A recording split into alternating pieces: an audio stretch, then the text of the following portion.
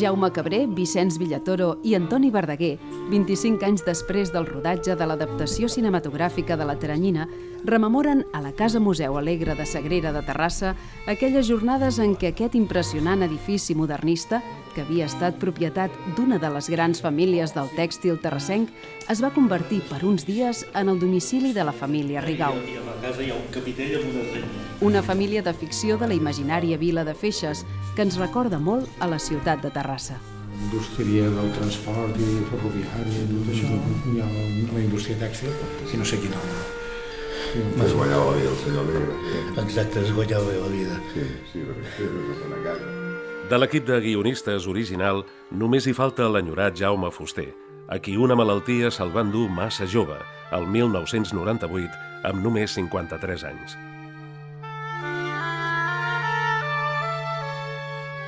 Jo vaig arribar a Terrassa, perquè soc barceloní, i amb la meva família vam arribar a Terrassa l'any 78. I aleshores el que vaig veure va ser una ciutat que ja havia patit tota la crisi del petroli del començaments dels 70 i, per tant, ja s'havien tancat moltes fàbriques.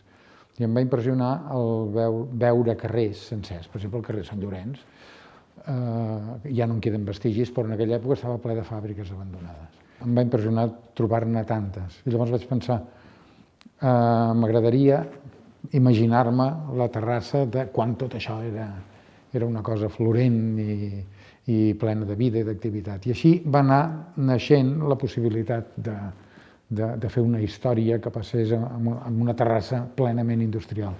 I aleshores em feia una mena de respecte, de dir, bueno, però parlo d'aquest carrer i d'aquell altre, que sé que hi eren, per no fer anacronismes, però quin dret tinc a parlar de Terrassa com si em fos de tota la vida. Llavors, per una mena de preocupació, vaig dir, li posaré un altre nom, i llavors el que vaig fer va ser agafar un sinònim. Una feixa és una terrassa d'aquelles parts planes que es fan en els rius, que deixen les lleres dels rius a través del temps. I em va semblar bé deixar-li el nom de Feixes, i m'hi vaig anar acostumant i al final ja era el més natural del món. Una de les potències i de les forces de La Teranyina, tant com a novel·la com a pel·lícula, és que sent una història inequívocament local, és a dir, clarament terrassenca, clarament catalana, que serveix per explicar una època d'aquest país i un país, és al mateix temps una història de tot arreu i de sempre, perquè en el fons les relacions familiars, la lluita pel poder, la lluita pel diner, la tensió social, podrien ser d'aquí, podrien ser de qualsevol lloc del món i de qualsevol temps en el món. Per tant, era una pel·lícula i una novel·la que permetia parlar en un paisatge molt localitzat d'emocions, de processos, de relacions que eren universals i que són encara universals. Vaig llegir la novel·la l'any 84, que acabava de ser Premi Sant Jordi, i de seguida em va interessar i vaig pensar que seria segurament, llavors jo no havia dirigit encara cap pel·lícula i m'hagués agradat que hagués sigut la primera pel·lícula, finalment va ser la segona. I un bon dia em vaig trobar el Jaume Cabré, que no el coneixia pel carrer, i el vaig trobar i li vaig dir vull adaptar la teva novel·la. Ell es va quedar una mica sorprès. En aquests moments encara em faig creus que s'arribés a fer la pel·lícula, que de fet hi ha, almenys des de la meva perspectiva, un caramull de casualitats, perquè per mi aquesta pel·lícula es va fer perquè un dia Antoni Verdaguer i jo ens vam topar pel carrer i ell em va dir, tu ets el Jaume Cabré? Sí, escolta, m'he llegit La Teranyina i m'agradaria fer una pel·lícula. Va anar així, de ràpid i de directe la cosa. Dic, molt bé, però jo no sé com va això. No, diu, si tu em dones permís ja ho tirarem endavant. I de fet va ser un procés llarg, van ser 5 anys fins que vam escriure el guió l'any 85. I després hi ha una etapa que va ser molt llarga i molt fructífera i fatigant, perquè hi posàvem moltes energies, que era l'etapa d'elaboració del guió, que va ser una mena d'escola del guió. Una novel·la no és la narració lineal d'una història. Una novel·la és un trencaclosques del que, per l'ordre de les peces i per la seva alineació, en surt una història. Una pel·lícula tampoc és una narració lineal d'una història. Què vam haver de fer els guionistes amb La Teranyina? agafar de la novel·la la història, posar-la aquesta sí lineal i tornar a fer el trencaclosques i fer-lo d'una manera diferent. Per exemple, en la pel·lícula hi ha uns papers tancats en una caixa forta que no hi són a la novel·la, que no són de la mateixa manera, perquè han de lligar les coses d'una manera diferent i amb una estratègia diferent. En aquest sentit, la pel·lícula canvia coses estratègiques de la novel·la, mantenint, jo crec, la intenció de la història. I a partir d'aquell moment, La Teranyina per mi és una novel·la, però també és una pel·lícula. I no només això, sinó que en la pel·lícula el que ha fet el Toni Verdaguer és encarnar els personatges en actors concrets.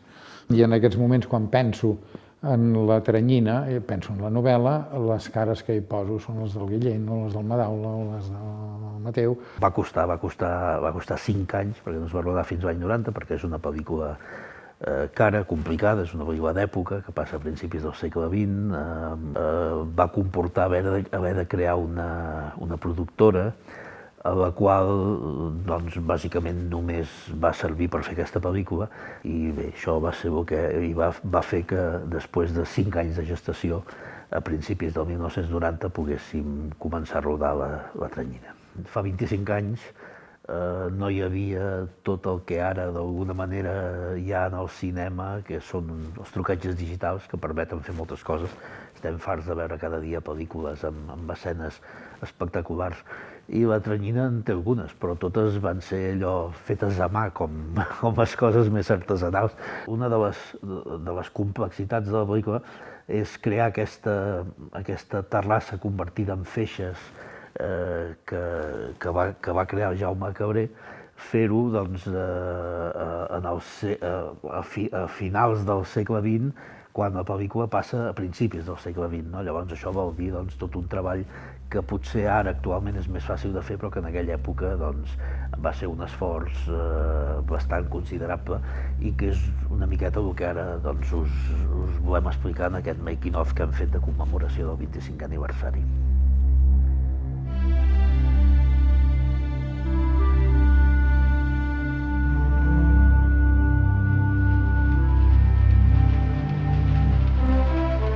Feixes o Terrassa, la ciutat per la que es podia passejar escoltant contínuament el soroll dels telers en marxa.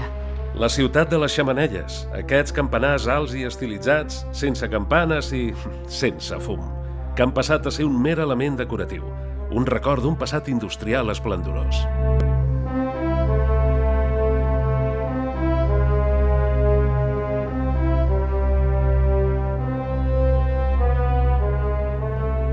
Una ciutat on es poden trobar nombroses mostres d'arquitectura modernista, tant a les cases dels industrials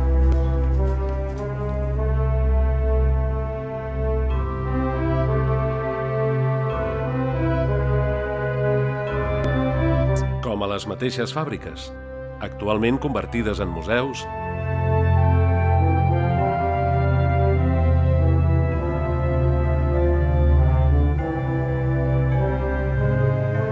galeries d'art,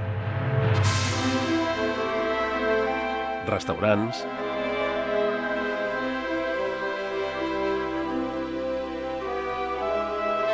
o també botigues, teatres,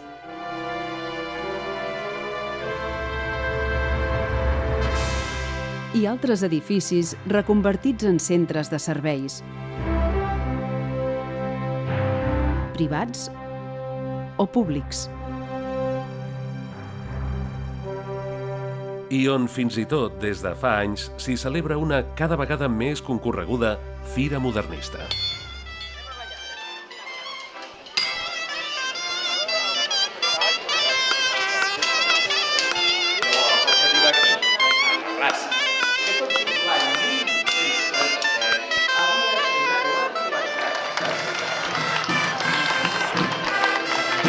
A punt d'entrar a la Rambla d'Ègara i assistim ara mateix a la recreació d'un enterrament civil de l'època.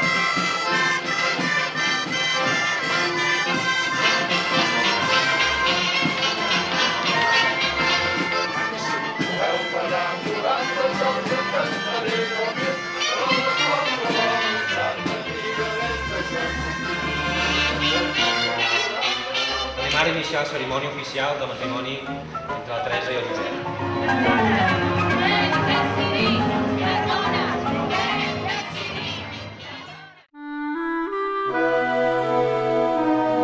Una vintena d'espais de 5 pobles i ciutats de Catalunya conformen aquest mapa de la ciutat de Feixes. La meitat, aproximadament, a Terrassa, la ciutat que més s'assembla a Feixes. El domicili dels germans Rigau, Fernando Guillén i Amparo Soler Leal a la pel·lícula, es va rodar a la Casa Museu Alegre de Sagrera, al carrer Fontvella de Terrassa, i no van caldre gaire canvis. Havia estat la casa d'una família de la burgesia catalana dedicada a la indústria tèxtil, de la mateixa època en què transcorre la pel·lícula. El tinc jo. I no em costa l'encerrament. I quan hem de començar a servir? D'aquí a 3 dies, la primera remesa. Impossible! No hi ha temps material. Tingui.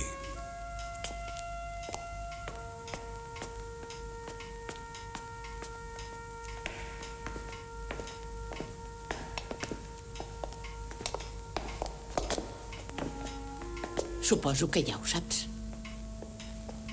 Què vols dir? Exigeixo ser present al proper Consell d'Administració de la Societat. No diguis bestieses. Mai. I tinc tot el dret. No t'hi pots negar. Doncs m'hi nego. Jo sóc el cap de família. El fet que ja era un museu, conservat com a l'època, ho feia tot més fàcil. Només calia evitar el perill de que, amb tanta gent, involuntàriament no féssim malbé res. És tan urgent? Urgentíssim.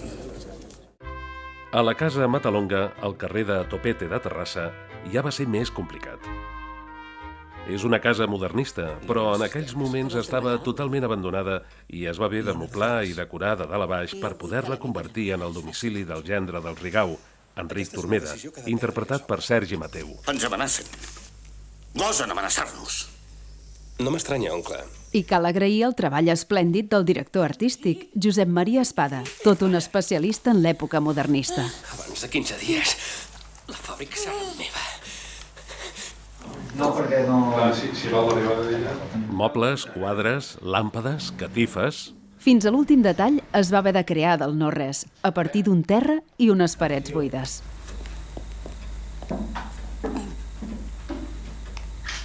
Venia a veure si volia alguna cosa més el senyor. No, gràcies, Montserrat. Vagis-se'n a dormir. Tinc molta feina avui.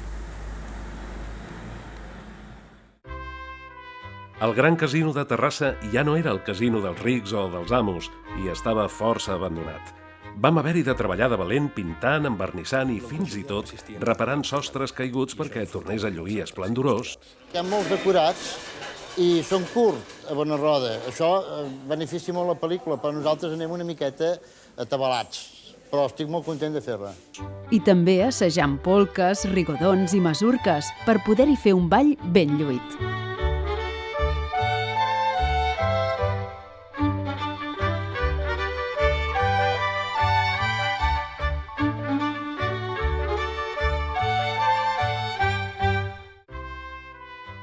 A l'Ajuntament de Terrassa primer va ser l'exterior. Omplir el Raval de Montserrat de camions de terra per dissimular l'asfalt. I després aparcar-hi diversos carruatges de l'època. I situar els militars controlant l'entrada. Alto! Què alto ni què collons? Soc el coronel Rigau, del vapor Rigau. Del saló de plens no va caldre tocar gairebé res, només omplir-lo d'actors i de figurants que no semblaven conformar-se gaire amb la manera de fer de l'alcalde de ficció, que interpretava el malaguanyat actor terrassenc Anselm Marcet. Que parlin d'un en un. Al veritable despatx de l'alcalde, en aquells anys Manuel Royes, tampoc va caldre fer-hi massa retocs per convertir-lo en el despatx d'un notari bastant corrupte, interpretat per Alfred Luchetti. Anul·laràs un germà, n'estic segur. On s'hi tramaven algunes intrigues, no totes necessàriament clares i transparents. S'estima massa el nom de Rigau per fer atzagaiades. A l'edifici que llavors era l'Institut Industrial i ara és la seu de la patronal Secot, va caldre un cop més tapar l'asfalt amb camions de sorra per fer-hi entrar els carruatges. I els observadors i coneixedors de la ciutat encara diuen que vam fer trampa ja que l'exterior d'aquest edifici representava el de la Casa Alegre, que no té una bona façana. Al voltant d'aquest edifici, els carrers de Sant Pau, del Passeig i de l'Om van ser l'escenari de diverses escenes nocturnes, de passejades en carruatge per conspirar i fins i tot d'un parell d'atemptats. Alto, treballs! Quiet, que vol anar? Us havíem avisat. Què passa? No em mateu. Ja a Matadepera vam convertir la modernista Torre de l'Àngel en Cala Mañana, el prostíbul més concorregut de la comarca, amb una noia, la Tineta, que si en lloc de dedicar-se a l'ofici més vell del món hagués estat detectiu privat, hauria pogut descobrir què s'amagava darrere la teranyina, perquè per les seves mans hi passen els principals sospitosos. I ho has volgut celebrar, oi? Ja n'estava tip de ser allà. Em tenien incomunicat, gairebé com presoner. No podia anar a veure la mare per consolar-la de la mort d'en Ramon. En ple Parc Natural de Sant Llorenç del Munt, a la Mata, enfront del massís del Montcau, vam rodar el lloc on es confinava Mercader, interpretat per Ramon Madaula, per protegir-lo, en principi, dels perills que l'assetjaven. I a Can Garrigosa, al peu de Sant Llorenç del Munt, van fer el mateix que amb l'Institut Industrial i la Casa Alegre. El que per fora era la masia de la Mata, per dintre era Can Garrigosa, on es duia a terme un crim esgarrifós quan el personatge protagonista, Mercader, descobria part de la veritat que s'amaga darrere la teranyina. Acció! La fàbrica tèxtil era un dels punts claus per donar versemblança a aquesta història. Volíem rodar-la a Terrassa, al vapor Aimeric Amat i Jové, un edifici modernista, actual Museu de la Ciència i la Tècnica de Catalunya, però era l'època en què s'estava convertint en museu i, el més important, no hi havia telers de principis del segle XX que funcionessin. Vam anar fins a Lodz, Polònia, buscant els telers antics que anys enrere havien sortit a la terra de la Gran Promesa, d'Andrei Baida, però ja formaven part d'un magnífic museu i hagués estat complicat i car anar a rodar part de la teranyina a Polònia. Però, a més, en ser un museu no hagués quedat creïble.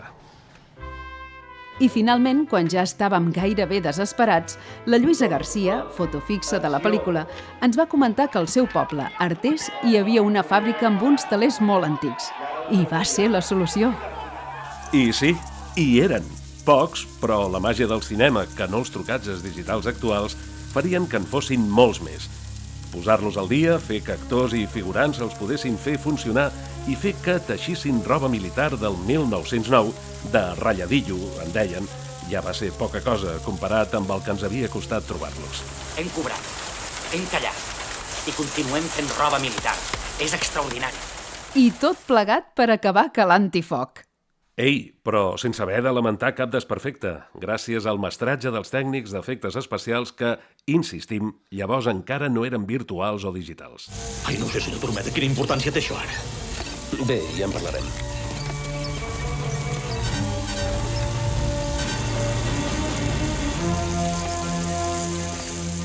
Una altra fita important va ser trobar l'estació de Feixes i fer-hi arribar un tren. La vam trobar a Piera, però és evident que una estació del 1990 no és el mateix que una del 1909, i els trens tampoc. I va caldre pintar-la, substituir o dissimular tots els elements moderns i fer-hi arribar un tren. Amb el permís dels trens habituals. I la sorpresa dels viatgers que creien haver entrat en el túnel del temps. Vale, què? Ara vaig a buscar un paquet. Segon, pito.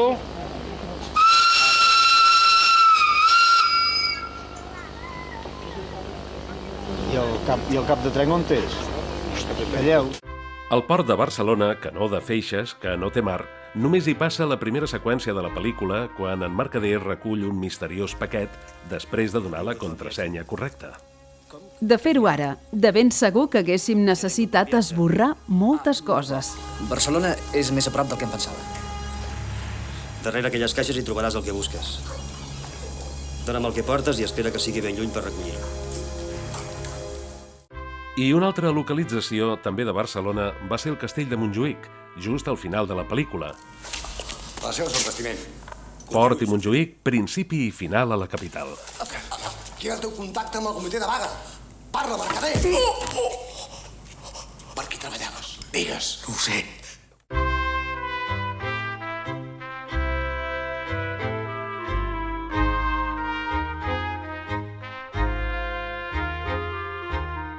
Els altres espais on es va rodar de Barcelona van ser també espais per completar la geografia de la ciutat imaginària de Feixes.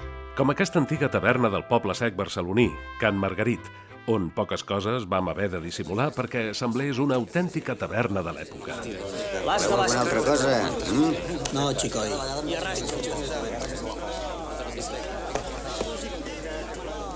Au, menys parlar de política i més remullar la gola. Finalment, la, en part desapareguda caserna militar de Girona del carrer Lepant de Barcelona va ser una mena de comodí on s'hi van rodar imatges d'una caserna de la Guàrdia Civil. Vomita-ho ja! Et vostè va veure, fill de puta! És anarquista de merda!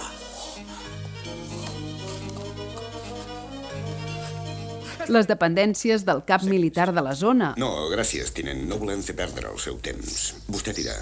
o els despatxos i sales de reunions del vapor Rigau. Demano la retirada del senyor Rigau del capdavant de la fàbrica. La seva posició absurda... He dit que ni una paraula més. No ets ningú per dir això. Ni els presents tenen poder per prendre aquestes decisions.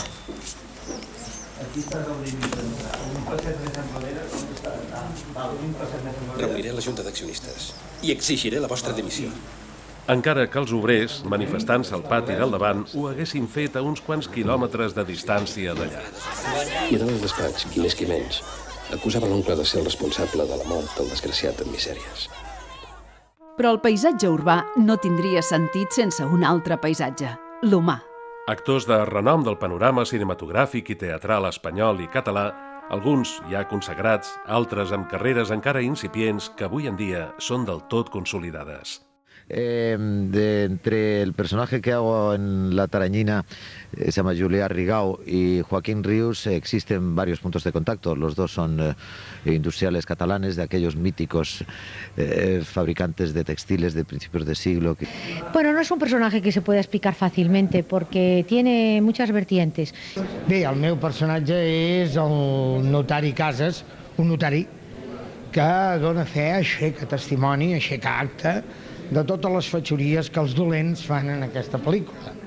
Doncs em sembla meravellós perquè jo no he fet massa cine, més ben dit, no, he fet 2 o 3 pel·lícules.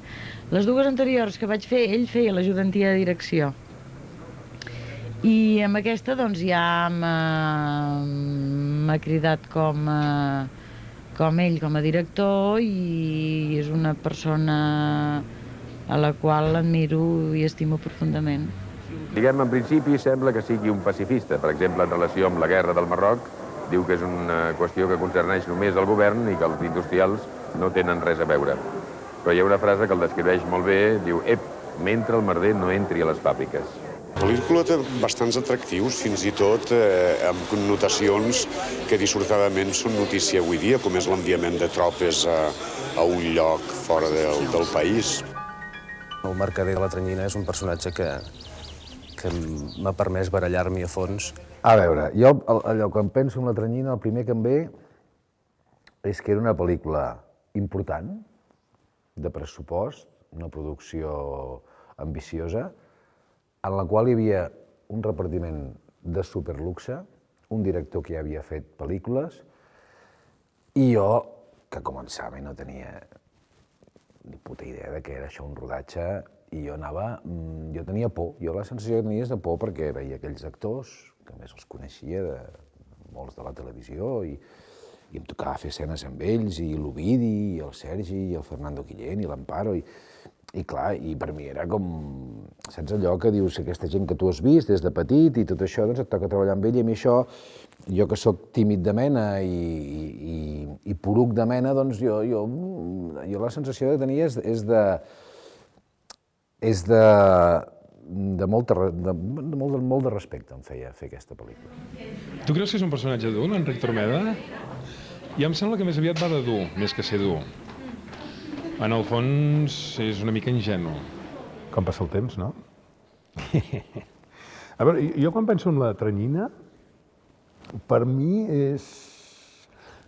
Tinc la sensació que tot és positiu, i va ser positiu. Vull dir, el recordo com un... no com una feina, sinó com una gran festa, no? Una gran festa on tothom estava en el mateix objectiu, que era fer una bona pel·lícula, a partir del Jaume fins l'últim tècnic, i que recordo que quan em llevava cada matí per anar a rodar era fantàstic. El primer que em ve a la memòria, naturalment, és una llista d'una sèrie de noms que, per no dir-los tots, i més que res per no deixar-me en cap, direm, el Salvador Espriu diria els que han seguit el camí dels xiprers, que són moltíssims. Això és el primer que recordo. I ja concretament a la pel·lícula recordo sobretot un gran llibre, una gran novel·la, un guió sensacional i no és per quedar bé, però molt bon equip tècnic i molt bon equip sobretot artístic. Tots eren millors que jo i no és falsa modèstia. A veure, record, en general, experiència meravellosa. Va ser la meva primera vegada que feia cine. Jo no sé si te'n recordes, Toni, i això ho he explicat moltes vegades perquè deia, sempre havia somiat fer una pel·lícula d'època, sempre havia somiat fer una pel·lícula vestida d'època, i he fet una pel·lícula despullada d'època. Penso que va ser un luxe treballar amb la gent que vaig treballar. Ara, veient la pel·lícula, dius, ostres, però quin càsting més bèstia que vas fer. Toni, vas tenir com una mena de, com es diu, de revelació, de tot el que després seria gent que ha funcionat. I després clàssics, com el Fernando Guillén, l'Amparo. I recordo passar fred, però per mi era tot màgic. El fet de treballar en espais naturals, la casa aquella que significava que era el prostíbul, era com màgica. Recordo fer un fred, una humitat, però arribaves allà de nit. No sé, la transformació física, a més, quan el Chas em posava aquell postís tan llarg. No sé, va ser com una mica un somni.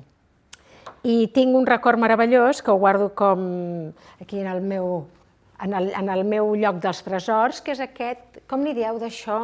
Fotocrom. Fotocrom, que estem al Madaula i jo moníssims en aquesta escena que jo considero que era una escena d'amor, perquè jo crec que aquí la Tineta s'enamora del Madaula. Guapíssim. Bueno, com que el cinema és una cosa... Diem que jo soc més de teatre, no? Que el teatre és molt efímer, però el cine, per mi, resulta que encara ho és més. Perquè, tot i que després ho pots reveure, però l'experiència que has viscut, diguem-ne, fent-ho, amb cine encara és més efímer que en teatre. Clar, aquests dies de rodatge hi ha algunes coses, com t'he dit abans, quasi ni me'n recordava, per exemple, de la famosa escena de la fàbrica on jo vaig a llegir-los un manifest i explicar-los que no es poden fer vagues, en fi, a llegir-los la cartilla, que diríem els militars, no? A aquella època els obreros es començaven a organitzar, però la patronal hi estava molt organitzada i tenia els seus pistolers. Ell volia portar la fàbrica com si fos un quartel, no? I d'això, i aquí mando y ordeno, no? I del coronel, el comandant, del comandant el d'allò, i mi teniente, llavors el teniente és el que havia de donar la cara davant de la tropa, no? Sé que em sembla que un dia vaig haver de sortir per cames, no?, de la fàbrica, perquè em volien linxar. Dongui. I també un bon nombre d'actors terrassencs, professionals o aficionats, que, juntament amb centenars de figurants, es van convertir en els ciutadans de Feixes. Què hem de fer? Jo què sé, avisar, hem d'avisar. Un moment, que ningú no es mogui. Tindrem més força dins del vapor que no pas aquí fora. A la tomba hauríem de ser tots. Sorrem la porta! Assassí! No m'ho facis més difícil.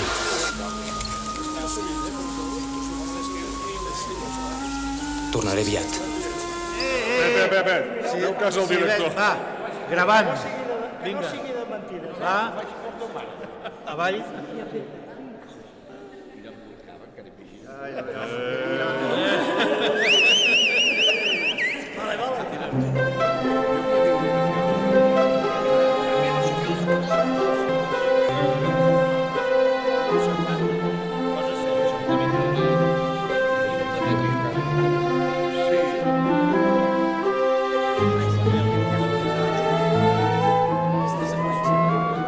I 25 anys després, hem volgut retrobar els actors terrassencs que van participar-hi. La majoria van poder venir, d'altres no els anava bé i alguns ens han deixat durant aquests anys. Jo voldria fer un brindis pels 4 actors terrassencs que ja no hi són. Molt bé. En Josep Maria Casanovas. En Quimet Vidal. Per l'Ancel Mercè. I pel Lluís Barón. Molt bé. I per què d'aquí 25 anys hi puguem tornar a celebrar tots junts? Ho intentarem. I si no, els nostres nets. Perquè es pugui fer més cinema en aquest país. I sense el 21% viu. En català. Salut! L'espai escollit per la trobada va ser la sala de la màquina de vapor de l'actual Museu de la Ciència i la Tècnica de Catalunya, on no es va poder rodar. Però l'estilitzada figura de la seva màquina de vapor es va convertir en el logotip de la pel·lícula. Des de principis del segle XXI, el cinema i la televisió i la publicitat tenen un lloc destacat a Terrassa amb la creació del Parc Audiovisual de Catalunya, a l'antic Hospital del Tòrax, als afores de la ciutat. Bé, el Parc Audiovisual és una aposta de terrassenca i de país. Doncs la Generalitat de Catalunya també participa en aquest projecte des del seu inici i el que pretén és el clúster del món audiovisual, des de la promoció econòmica, posar-lo en valor.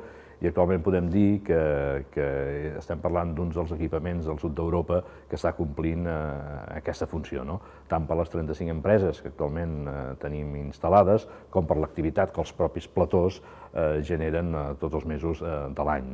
I en aquest sentit, industrialment, no oblidem que la cultura i la indústria cultural necessita de molt suport i fer-ho des de l'àmbit públic no és corrent. Nosaltres ho diem en veu alta, que és una aposta, en aquest cas, de ciutat, apostar per la indústria cultural, en aquest cas per la indústria audiovisual. I dintre del recinte del Parc Audiovisual hi trobem el Centre de Conservació i Restauració de la Filmoteca de Catalunya, on es guarda pràcticament tot el cinema fet a Catalunya. Aquest centre és qui s'ha encarregat de remasteritzar i digitalitzar La Teranyina.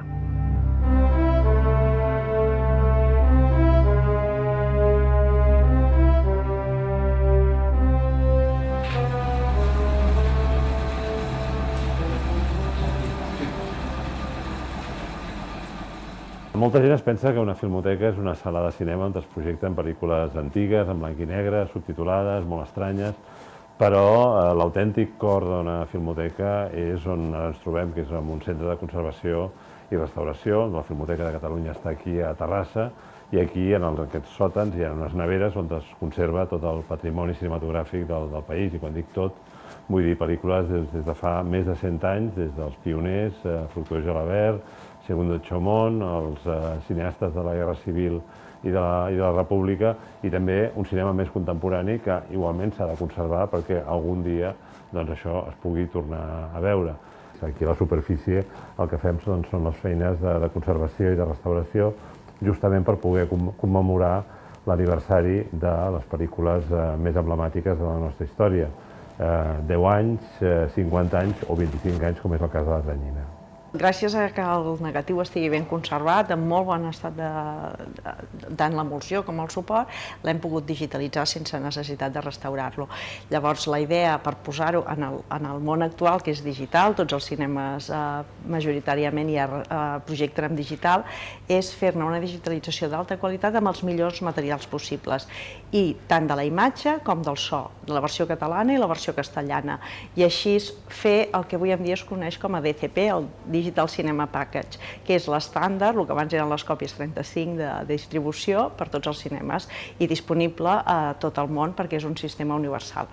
Més que res hem passat d'un cinema que era material, o sigui, hi havia uns negatius, les còpies, i que les conservàvem a dintre d'unes lleixes, ara un cinema que s'ha desmaterialitzat, que diem, que el que necessita és un context tecnològic per tal de conservar-lo i accedir-hi, perquè si no funciona tant a nivell de hardware o software, perquè ens entenguem, inclús els cables, tot el sistema de lectura d'aquests zeros i uns, desapareix la pel·lícula.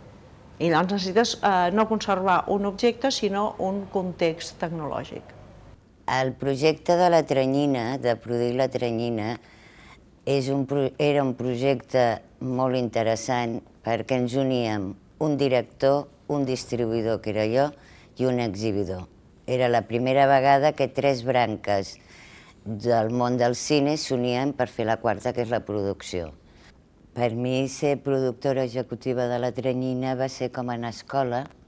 Vaig aprendre molt, vam lluitar molt, vam aconseguir un producte bo, n'estic contenta i orgullosa, i dic que vam anar a escola perquè els productors era la primera pel·lícula que fèiem i la vam fer amb grans guionistes, grans actors i a més d'època. Però crec que ens en vam sortir força bé. Al cap de 25 anys, quan el Toni em va dir que havien passat 25 anys, dic, tant ja? Però ho recordo com moments gratificants, també moments difícils, perquè produir una pel·lícula les 8 setmanes de rodatge són complicades, però, com he dit abans, un orgull i una satisfacció haver fet aquesta feina. La meva implicació en la pel·lícula aquesta va ser fer una activitat amb una colla de companys, colla d'amics, que em van convèncer de participar-hi, i jo vaig demanar només 2 condicions, de participar-hi amb una quantitat, per dir-ho d'alguna manera, i volia una cadira de primera fila, perquè volia viure l'experiència de rodar una pel·lícula, cosa que no havia vist mai. Jo soc professional del cine, però soc un professional de l'exhibició, no de la producció. És a dir, jo soc el botiguer d'aquests grans productes que fan els professionals, però soc un botiguer, i botiguer de fa molts anys. I volia tenir curiositat per veure com es feia, i sobretot això, per això vaig demanar butaca de primera fila. Butaca de primera fila per veure com funcionava, quines eren les implicacions. Vaig quedar parat. Vaig anar complicant i vaig acabar de productor de la pel·lícula. Va ser una gran experiència, sobretot era un projecte d'amics, de grans amics i de grans professionals. Vaig descobrir que aquest nostre país, si no es fa més cine bo, no és per falta de professionals, no és per falta de tècnics, no és per falta d'artistes, no és per falta de gent de rodatge, de cap manera. Poder és que no tenim la indústria adequada per poder-ho fer. Però sobretot, ja et dic, el més important d'aquesta experiència va ser veure com treballaven a l'entorn del cine, com treballaven i quina gran professionalitat tenien. Entre els productors de la pel·lícula també hi havia els llavors empresaris dels cinemes de Terrassa a través de l'empresa Espectáculos Egara.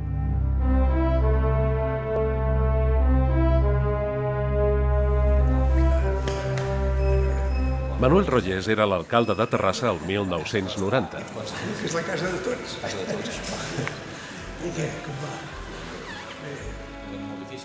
Un any en el que diverses activitats de la ciutat van estar marcades pel rodatge i la preestrena de La Teranyina. La selecció de figurants feta al social. El rodatge va tenir molts espectadors en directe pels carrers de Terrassa que veien com el 1990, amb un petit canvi d'ordre, es convertia en 1909. Pel Carnestoltes, els membres del jurat eren una comparsa anomenada La Terrassinya i encapçalada pel cap gros del Toni Verdaguer. Per la festa major, primer de tot, va ser el pregó del director des del balcó de l'Ajuntament. Guió del pregó per a la festa major de Terrassa de 1990. Seqüència primera. Introducció. Balcó de l'Ajuntament de Terrassa. Exterior. Vespre. Després, la roda de premsa de presentació i una exposició de vestuari al Museu Tèxtil dissenyat exclusivament per a la pel·lícula.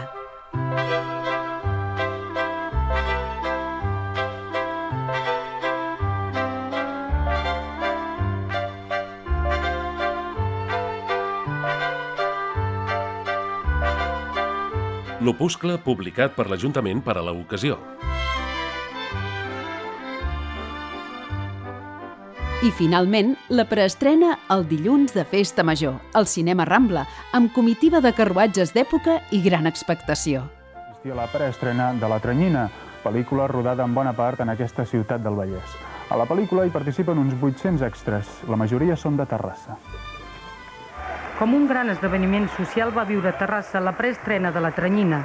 La pel·lícula es basa en la novel·la del mateix nom de Jaume Cabré. Jo no he pretès fer una història localista, sinó una història de dimensió internacional on el que primen és la trama argumental, unes intrigues i tot això. Ara, tot això passa en el món del tèxtil d'una ciutat que s'assembla molt a Terrassa. El director i altres representants del món artístic i social van assistir a la preestrena de la pel·lícula La Tranyina, rodada en bona part en aquella ciutat del Vallès. La Tranyina, segons el seu director, Toni Verdaguer, una història de ficció ambientada en una realitat històrica que podria identificar-se en qualsevol ciutat industrial catalana de principi de segle. La pel·lícula es basa en la novel·la del mateix títol de Jaume Cabré i narra la història de la família Rigau. A l'octubre del mateix 1990 es va estrenar als cinemes de tot l'estat espanyol. Aquí veiem imatges de l'estrena al Cinema Monte Carlo de Barcelona.